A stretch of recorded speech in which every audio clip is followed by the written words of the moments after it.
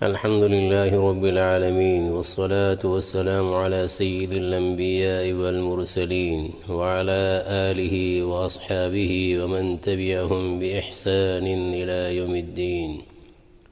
أما بعد فأعوذ بالله من الشيطان الرجيم. بسم الله الرحمن الرحيم. وعلى الذين يطيقونه فدية طعام مسكين. بزرگان محترم اور قابل احترام مائیں اور بہنیں، آیت کریمہ کے جس حصے کی میں نے تلاوت کی ہے اس کی تھوڑی سی تفصیل ذکر کرنی ہے۔ ویسے یہ بات پہلے ذکر کی جا چکی ہے کہ اللہ تبارک و تعالی نے روزوں کے احکام میں تبدیلی فرمائی۔ اللہ تبارک و تعالی کوئی حکم دیتے ہیں اور پھر اس حکم میں تبدیلی کرتے ہیں تو وہ حکمت پر اور مصلحت پر مبنی ہوتا ہے۔ قانون میں تبدیلی کبھی تو اس وجہ سے ہوا کرتی ہے دنیا میں کہ پہلے سے قانون بنانے والے سے کوئی فر و گداشت ہو گئی تھی، غلطی ہو گئی تھی، کوئی کمی یا کوتاہی رہ گئی تھی۔ جیسے برطانیہ میں پہلے پول ٹیکس تھا، اس میں اردو کے اعتبار سے اگر کہا جائے تو پول رہ گیا تھا، یعنی کھوکھلا پن تھا، اور اس نے کسی وزیر اعظم کی کرسی چھین لی تھی۔ پھر اس کی بجائے کونسل ٹیکس لاگو کیا گیا۔ تو یہ اس وجہ سے کہ جو حکم پہلے دیا گیا تھا، جو قانون پہلے لاگو کیا گیا تھا، اس میں کوتاہی تھی، کمی تھی، فر و گزاشت ہو گئی تھی۔ تو ایسی تبدیلی اللہ تبارک و تعالیٰ کے احکام محال ہے۔ دوسرا نمبر یہ ہے کہ کبھی تبدیلی اس وجہ سے ہوتی ہے، قانون اس وجہ سے بدلا جاتا ہے کہ محکوم کی حالت بدل گئی، تو محکوم کی حالت بدلنے سے مصلحت بدل گئی۔ طبیب اور حکیم اگر کسی مریض کو مسہل یعنی دست آور دوا دینا چاہتا ہے تو اس کے لیے پہلے منضج کا نسخہ تجویز کرتا ہے، یعنی وہ دوا جو مواد کو پکا دے۔ چند روز بعد وہ نسخہ بدل کر مسہل کا نسخہ پلاتا ہے۔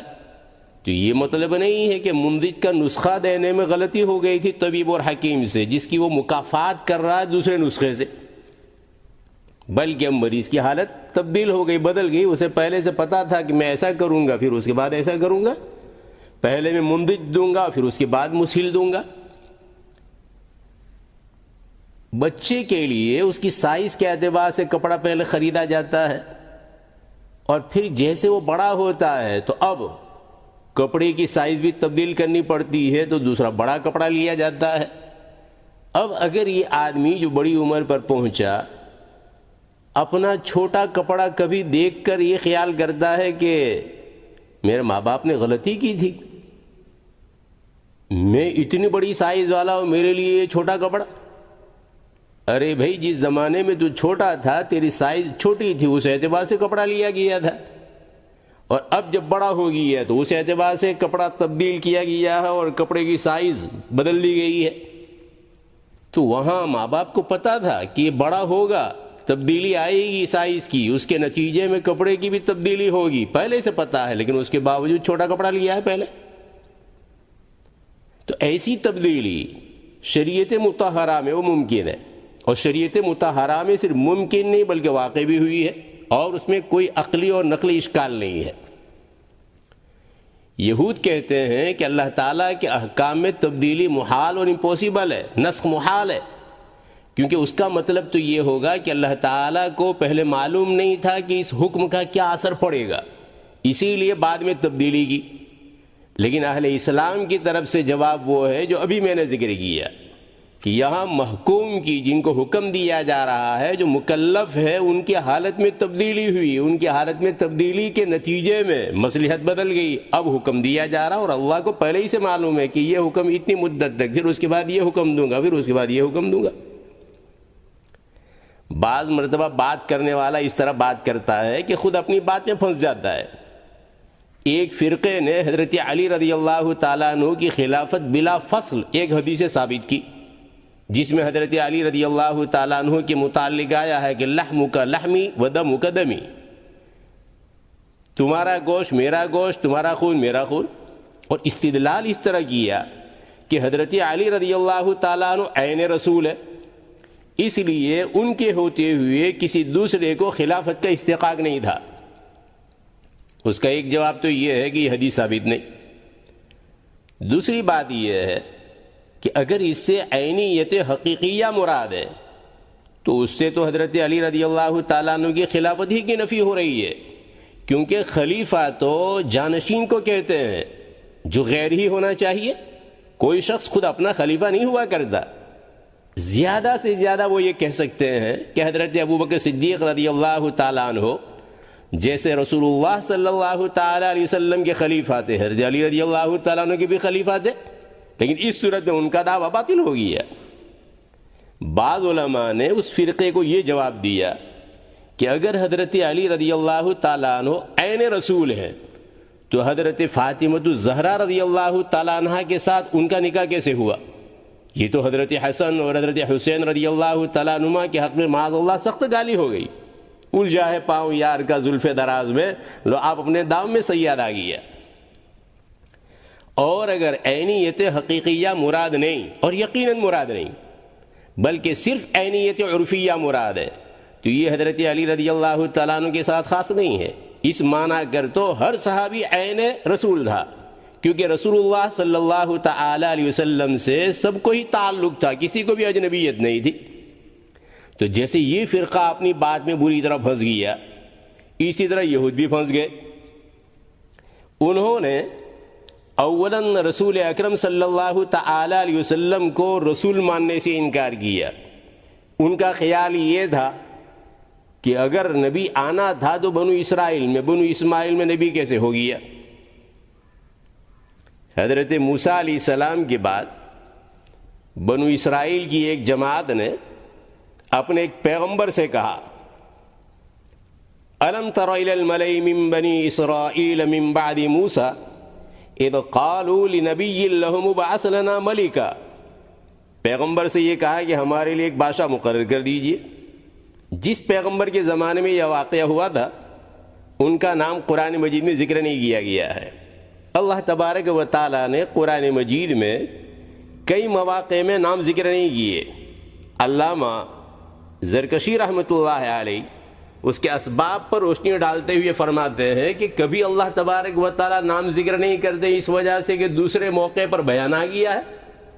جیسے اللہ عز و جل نے فرمایا صراط الذین انعمت علیہم، تو اب یہ کہ منعم علیہم کون لوگ ہیں یہاں اس کا ذکر نہیں ہوا، اس لیے کہ دوسری آیت قرآنیہ میں اس کو واضح طور پر بیان کر دیا گیا ہے۔ مع الذین انعم اللہ علیہم من النبیین والصدیقین والشہداء والصالحین۔ تو ایک سبب تو یہ ہوتا ہے اللہ تبارک و تعالیٰ کے ابہام کا۔ دوسرا نمبر یہ ہے کہ کوئی چیز معروف ہوتی ہے، مشہور ہوتی ہے، تو بیان کرنے کی کیا ضرورت، صاف صاف واضح ہے انداز میں۔ جیسے اللہ عز و جل فرماتے ہیں حضرت آدم علیہ السلام کو خطاب کرتے ہوئے، یا آدم اسکن انت وزوجک الجنہ، تو اب یہاں حضرت حوا کا نام نہیں لیا گیا اس لیے کہ حضرت آدم علیہ السلام کی وہی زوجہ تھی۔ اللہ عز و جل نے فرمایا الم تر الی الذی حاج ابراہیم فی ربہ، تو حضرت ابراہیم علیہ السلام سے محاجہ کرنے والا کون؟ نمرود تھا۔ نمرود دال کے ساتھ استاد، تو شہرت کی وجہ سے نام ذکر نہیں کیا گیا اس لیے کہ حضرت ابراہیم علیہ السلام نبی بنا کر بھیجے گئے ہیں اسی کی طرف اور اس کی قوم کی طرف۔ فرعون کا ذکر آیا ہے قرآن میں صاف صاف، اور یہ نمرود کا ذکر نہیں آیا، کیونکہ فرعون نمرود کے مقابلے میں تھوڑا ذہین تھا۔ جیسے حضرت موسیٰ علیہ السلام سے وہ بات کر رہا ہے، قرآن مجید جس کا نقشہ کھینچ رہا ہے، اس سے معلوم ہوتا ہے کہ تھوڑی بہت عقل رکھتا تھا، تھوڑی بہت۔ اور نمرود جو ہے بالکل بلید تھا، بالکل کن ذہن تھا، جیسا کہ قرآن مجید ہی سے معلوم ہو رہا ہے۔ احیاء اور اماتہ کا معنی ہی نہیں سمجھ رہا ہے، ایک آدمی کو قتل کر دیا، ایک کو معاف کر دیا. تو بہرحال دوسرا سبب یہ ہے. تیسرا سبب یہ ہے کہ اللہ تبارک و تعالی پردہ ڈالنا چاہتے ہیں تاکہ جس کے بارے میں ذکر ہو رہا ہے اس کا قابل رحم ہونا یا قابل رحم میں مبالغہ یہ مقصود ہوتا ہے. وَمِنَ النَّاسِ مَن يُعْجِبُكَ قَوْلُهُ فِي الْحَيَاةِ الدُّنْيَا. تو وَمِنَ النَّاسِ مَن يُعْجِبُكَ، یہ من کون؟ ایک قول یہ اخنس ابن شریق ہے. چوتھا سبب یہ ہے کہ تعیین میں زیادہ کوئی فائدہ ہے نہیں، اس وجہ سے اللہ عز و جل بیان نہیں فرماتے. فَقُلْنَا اضْرِبُوهُ بِبَعْضِهَا فَقُلْنَا اضْرِبُوهُ بِبَعْضِهَا. بقرہ کا کون سا حصہ لگانا ہے میت کے ساتھ اور مقتول کے ساتھ اللہ عز و جل نے ذکر نہیں کیا. وَاسْأَلْهُمْ عَنِ الْقَرْيَةِ. پانچواں سبب، اللہ تبارک و تعالی عموم پر تنبیہ کرنا چاہتے ہیں یا عموم کے فائدے کے لیے تاکہ عام سمجھا جائے یہ حکم، تعین نہیں فرما دے. یہ بتلانا چاہتے ہیں کہ یہ جو حکم بیان کیا جا رہا ہے یہ کسی ایک فرد کے ساتھ خاص نہیں ہے، مثلا حضرت ضمرہ کے ساتھ خاص نہیں ہے، یا مثلا جندب ابن ضمرہ کے ساتھ خاص نہیں ہے، یا مثلا خالد ابن حزام کے ساتھ یہ خاص نہیں ہے، بلکہ جو آدمی بھی اپنے گھر سے ہجرت کے ارادے سے نکلا اور جہاں پہنچنا ہے وہاں پہنچ نہیں پایا، راستے میں انتقال ہو گیا، فقد وقع اجرہ علی اللہ. تو ومن یخرج من بیتہ مہاجرا الی اللہ ورسولہ، ومن یخرج تو یہاں تعین نہیں کی گئی، یہ بتلانے کے لیے کہ حکم عام ہے. چھٹا سبب یہ ہے کہ اگر نام ذکر کیا جائے تو جو اس کا وصف ہے، جو اس کی خوبی ہے، اس خوبی پر دلالت نہیں ہو پا رہی ہے، لہذا وصف کامل میں عظمت معلوم ہو رہی ہے، اس لیے نام ذکر نہیں کیا جاتا اور وصف کامل کا ذکر کیا جاتا ہے. وَلَا يَأْتَلِ أُولُو الْفَضْلِ مِنْكُمْ وَالسَّعَةِ، حضرت ابوبکر صدیق رضی اللہ تعالیٰ عنہ کی متعلق. وَالَّذِي جَاءَ بِالصِّدْقِ وَصَدَّقَ بِهِ إِذْ يَقُولُ لِصَاحِبِهِ لَا تَحْزَنْ إِنَّ اللَّهَ مَعَنَا. یہ سب آیات صدیق اکبر رضی اللہ تعالیٰ عنہ کے باب میں. ساتواں سبب،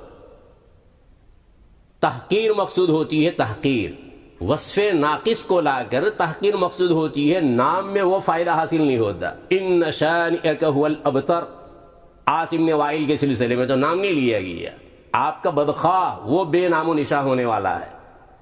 تو بہرحال رب تبارک و تعالی نے یہاں نبی کی تعین نہیں فرمائی. اذ قالوا لنبی لهم ابعث لنا ملکا. ویسے مشہور قول یہ ہے کہ یہ نبی حضرت شمویل ہیں، تو انہوں نے فرمایا کہ اللہ تبارک و تعالی نے جب تم یہ چاہ رہے ہو کہ کوئی بادشاہ مقرر کیا جائے تمہارے لیے تو طالوت کو بادشاہ مقرر فرمایا ہے. تو وہ کہنے لگے کہ ان کو ہم پر حکمرانی کا حق کیسے حاصل ہو سکتا ہے، حالانکہ ان کی بنسبت ہم حکمرانی کی زیادہ مستحق ہیں. وَلَمْ يُؤْتَ سَعَةً مِّنَ الْمَالِ، اور ان کو کچھ مالی وسعت بھی نہیں دی گئی ہے. بنو اسرائیل کے خاندان میں دو خاندان ایسے تھے کہ ایک میں نبوت چلی آ رہی تھی اور ایک میں بادشاہت. نبوت کا خاندان لاوا ابن یعقوب کی اولاد میں، حضرت موسیٰ علیہ السلام، حضرت ہارون علیہ السلام اسی خاندان سے تعلق رکھتے ہیں. اور بادشاہت کا خاندان وہ یہودا کا ہے، یہودا ابن یعقوب کی اولاد میں. حضرت داؤد علیہ السلام اور حضرت سلیمان علیہ السلام اسی خاندان سے تعلق رکھتے ہیں. تو یہ طالوت ان دونوں خاندانوں میں سے کسی خاندان سے نہیں تھے، اور پیشہ بھی تھا ان کا دباغی کا، چمڑی کی صفائی کا یا سقائی کا، پانی بھرنے کا. اس لیے شاہی خاندان کے لوگوں نے ان کی بادشاہت پر اعتراض کیا اور اپنا خاندانی استحقاق پیش کر کے اپنے کو زیادہ حقدار بتلایا. وَنَحْنُ أَحَقُّ بِالْمُلْكِ مِنْهُ وَلَمْ يُؤْتَ سَعَةً مِّنَ الْمَالِ. تو غربت اور افلاس کو بھی انہوں نے موجب طعن ٹھہرایا اور یہ کہا کہ ان کو تو مالی وسعت نہیں دی گئی. اللہ تبارک و تعالیٰ نے اس پیغمبر کی زبانی اس اعتراض کے جواب میں دو باتیں ارشاد فرمائی. ان اللہ اصطفاہ علیکم، اللہ نے تمہارے مقابلے میں ان کو منتخب فرمایا ہے، تو اللہ کا انتخاب غلط نہیں ہو سکتا۔ اور دوسری بات، وَزَادَهُ بَسْطَةً فِي الْعِلْمِ وَالْجِسْمِ، اور علم اور جسامت میں ان کو زیادتی دی ہے۔ اب یہ علم سے کیا مراد ہے؟ بعضوں نے کہا علم حرب، اس لیے کہ انہوں نے اسی کے لیے بادشاہ کی درخواست کی تھی تاکہ ہمارے جو علاقے دوسرے بادشاہ نے لے لیے ہیں تو ان کو دوبارہ حاصل کریں، تو جنگی امور کا علم انہیں حاصل ہے۔ اور دوسرا قول یہ کہ مطلقاً علم کی وسعت اور جسم کی کشادگی سے ان کے اعضاء اور ان کے قوائے جسمانی ان کا صحیح سالم ہونا وہ مراد ہے۔ تو ان دو جوابوں کے بعد اللہ تعالی نے یہ فرما کر اعتراض کا دروازہ بند کر دیا۔ کیا فرمایا؟ وَاللَّهُ يُؤْتِي مُلْكَهُ مَن يَشَاءُ، اللہ اپنا ملک جس کو چاہے دے۔ ملک ہمارا ہے، ہم جس کو چاہتے ہیں دیتے ہیں۔ یعنی ہمارے قانون میں جس طرح نبوت کے لیے کسی خاندان کی تخصیص نہیں، اسی طرح خلافت اور بادشاہت کے لیے کسی خاندان کی تخصیص نہیں ہے، یہ معاملہ صرف ہماری مشیت پر ہے۔ اور بنو اسرائیل کے اعتراض کا جواب دینے کے بعد اللہ تعالیٰ نے اپنی دو صفتیں ذکر فرمائی، وَاللَّهُ وَاسِعٌ عَلِيمٌ، اللہ واسع ہیں اور علیم ہیں، اللہ وسعت دینے والے ہیں اور اللہ جاننے والے ہیں۔ ان دونوں صفتوں کے اس جگہ ذکر کرنے میں جو لطف ہے وہ ظاہر ہے۔ گویا یہ ارشاد ہوا کہ اپنے انعام کے لیے قیدیں وہ لوگ لگاتے ہیں جن کے خزانے محدود ہوتے ہیں، مگر ہم گنجائش والے ہیں، ہم کو کسی قید کی حاجت نہیں۔ اور قیدیں وہ لوگ لگاتے ہیں جو ہر شخص کی قابلیت کو نہیں جانتے، اپنی لگائی ہوئی قیدوں کے ذریعے سے قابلیت کو جانچتے ہیں۔ ہم کو اس کی ضرورت نہیں، ہم عالم ہیں، سب کچھ جانتے ہیں۔ تو انہوں نے کہا کہ ہمارے خاندان میں نبی ہونا چاہیے تھا، بنو اسرائیل میں ہونا چاہیے تھا، بنو اسماعیل میں کیسے؟ تو رسالت کا انکار کیا۔ پھر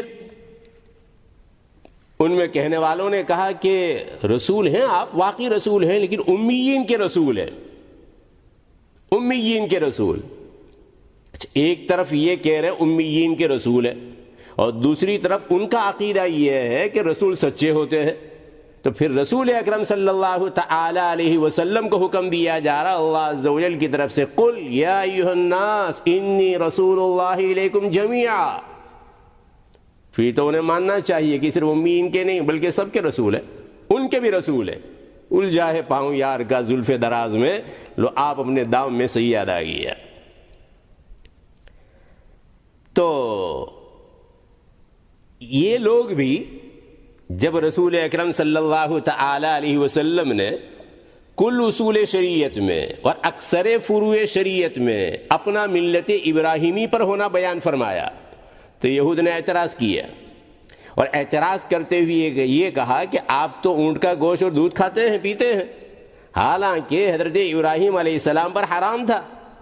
رسول اکرم صلی اللہ تعالی علیہ وسلم نے جواب دیا کہ نہیں، ان پر یہ حلال تھا۔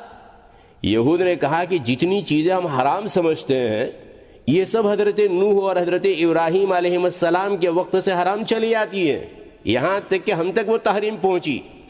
تو اللہ تعالی نے ان کی تکذیب کے لیے ارشاد فرمایا، کل الطعام کان حلا لبنی اسرائیل الا ما حرم اسرائیل علی نفسه من قبل ان تنزل التوراۃ۔ حضرت یعقوب علیہ السلام کو عرق النساء کا مرض تھا، ران کے اوپر سے ٹخنوں تک پہنچنے والا درد تھا، تو انہوں نے نظر مانی کہ اگر اللہ تعالیٰ اسے شفا دیں گے تو جو کھانا مجھے سب سے زیادہ محبوب اور مرغوب ہے میں اس کو چھوڑ دوں گا۔ ان کو شفا ہو گئی۔ ان کا سب سے زیادہ محبوب اور مرغوب کھانا اونٹ کا گوشت تھا، اس کو انہوں نے ترک کر دیا، چھوڑ دیا۔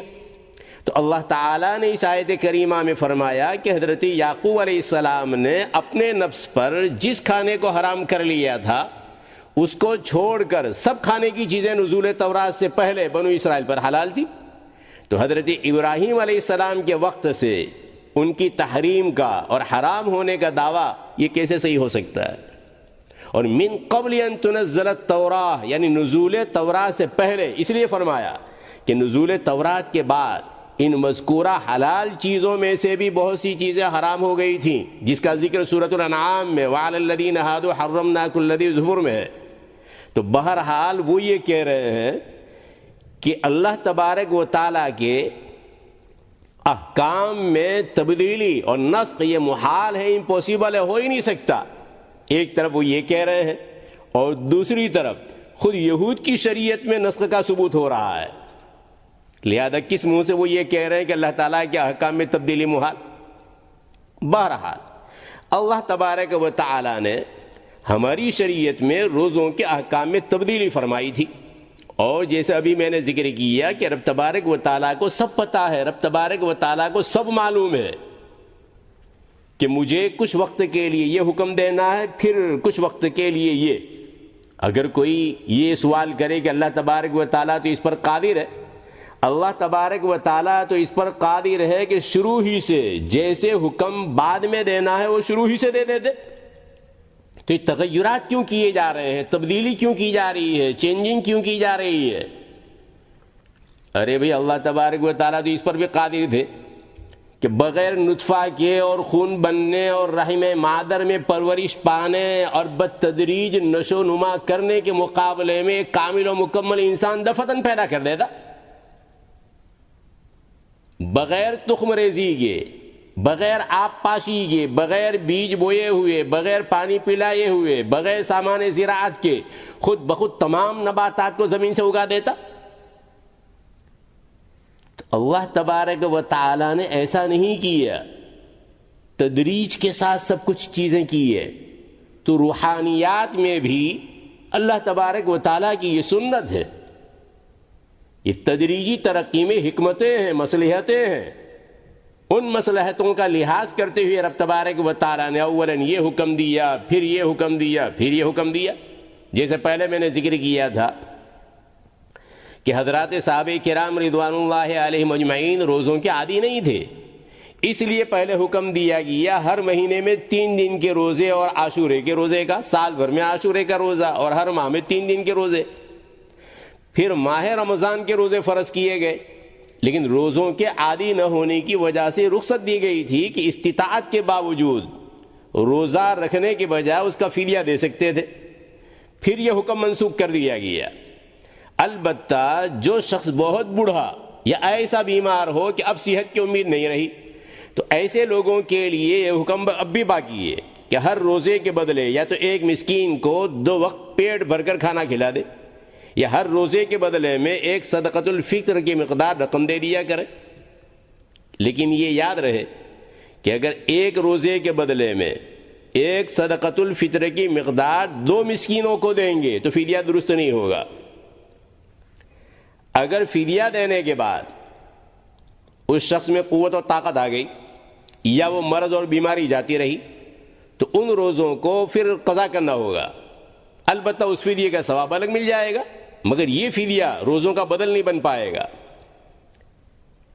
اور اگر مان لو کہ کسی کو فدیہ دینے کی بھی وسعت نہیں ہے، استطاعت نہیں ہے، مالی حیثیت اتنی کمزور ہے، تو بجائے فدیے کے وہ صرف استغفار کرے اور نیت یہ رکھے کہ جب ممکن ہوگا میں ادا کر دوں گا۔